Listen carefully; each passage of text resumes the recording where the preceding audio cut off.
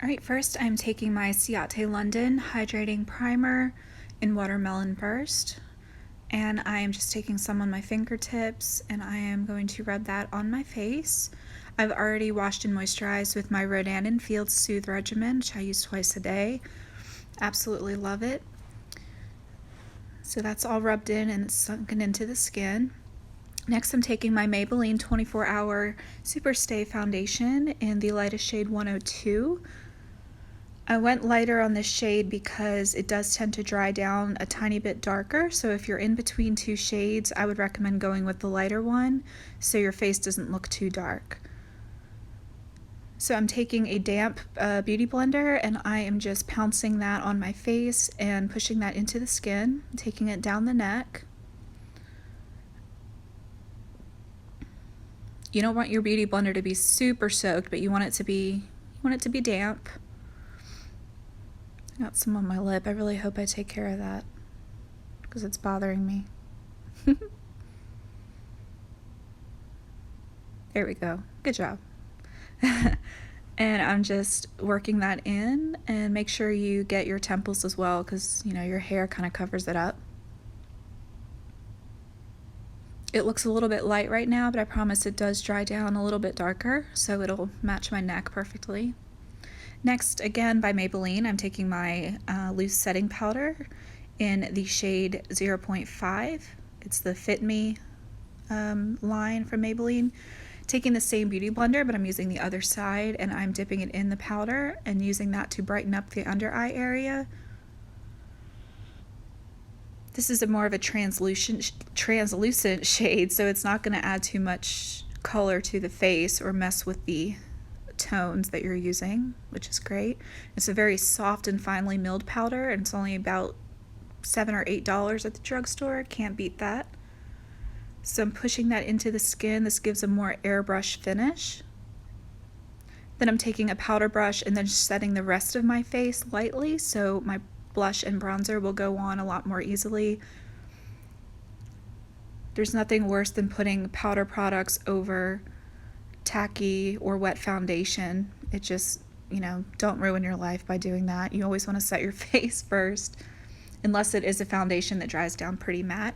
This is a Milani bronzer from the drugstore again, and I believe it's Sunkissed. I believe that's the shade. I'm not sure. I'll link it below, but I'm taking that same powder brush and I am just putting that on the hollows of my cheeks.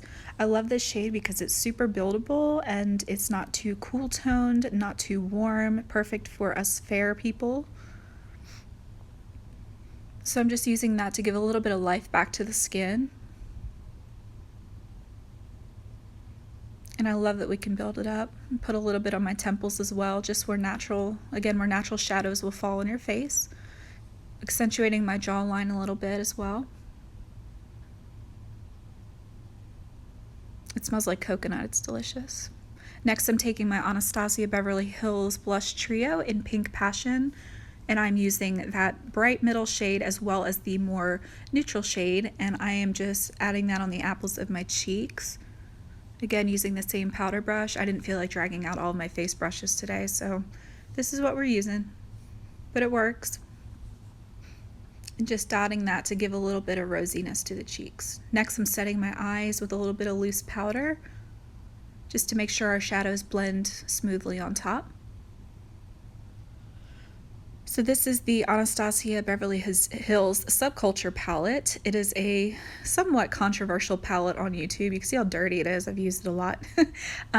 It's controversial in the fact that the color scheme is a little bit difficult to work with. You need to apply color theory when you're using it.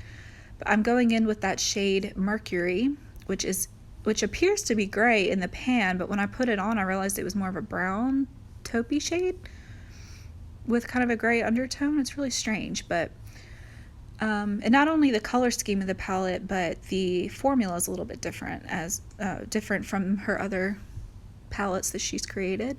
So what I did was I took that in my crease and then dragged it down to the lower lash line to add some depth to the eye. And I'm taking it out a little bit past the lid just to kind of elongate my eyes since they are pretty round. I want to give the illusion that they're a little bit more elongated. I'm just working it into the crease and dragging it down the bottom lash line and keeping it on the outer, I'd say 1/3 to 1/2 of the lash line.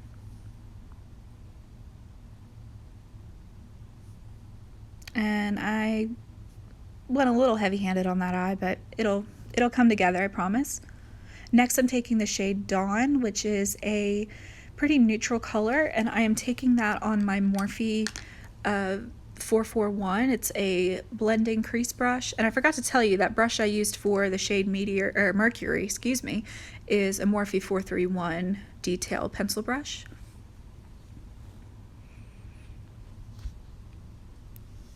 And I'm taking a little bit more of that shade Mercury that we started with, and I'm using that on the outer corner to add a little bit more smokiness to the eye, since we did blend some of it away when we blended out the crease.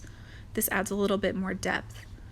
Next, I'm taking the shade Cube, which is the lightest shade in the palette. It looks like it's just a regular white shadow, but when you swatch it and when you put it on your eye, it has a pink shift to it. It's a really unique color, and it's actually quite beautiful. And you can do a lot with it. You can use it as a highlight, inner corner highlight, or you can put it all over the eye like I'm doing. It's a very unique color, but it's really pretty.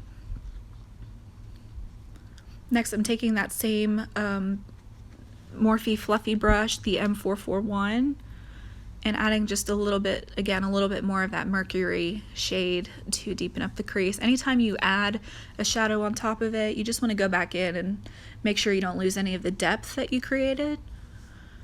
That's why you want to build your shadows. You don't want to go in all at once with so much pigment. You just want to blend it or build it up as you go.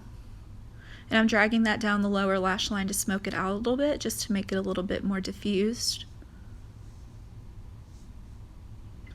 And then, since we did do a little bit more blending, I am going back in with that shade Cube and building up that color on the lid again, just to make it pop a little bit more. Next, I'm going in with that Morphe brush again, the detailing brush, the M431, and I'm just intensifying that bottom lash line a little bit more. I was gonna leave it, but I figured, nah, I need a little bit more dimension down there, so it just made it a little bit darker. And next, I'm taking my Milk Kush mascara that I absolutely adore. I don't use anything else. I don't even need to wear falsies when I use it. It's just is absolutely wonderful. It's got cannabis in it, so it nourishes your lashes. It doesn't flake. It doesn't clump. I 100% recommend it. And just hit the bottom lashes as well.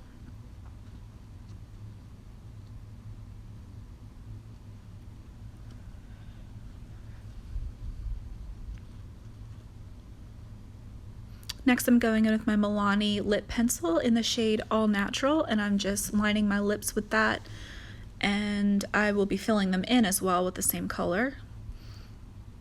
I'm not overlining or anything, I'm just following the natural outline of my lips. Then I'm taking a lip gloss, which I don't wear lip gloss too often, but this is by Ofra Cosmetics. And I couldn't find the shade name on it, so I will link that in the description below. But it's a really gorgeous peach shade, and it tends to lighten up any color you put on your lips. So if you feel like you've gone overboard with the shade, you know, like, oh gosh, it's too dark, you can add a little bit of this on top, and it just kind of lightens it up. It's not sticky at all. I absolutely love it. Next, I'm taking a little bit of highlight. This is my Hourglass Ambient Metallic Strobe lighting palette.